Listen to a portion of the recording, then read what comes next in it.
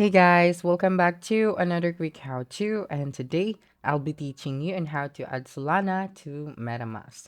So the first thing that you'll need to do is to download the Metamask application. So go to your Play Store, download it, and install it on your device.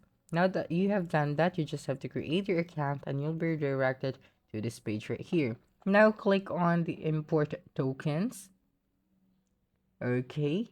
And then here you can search for the Solana or you can custom your token. Now let's try to search for Solana. So let us use the search bar and then type out Solana.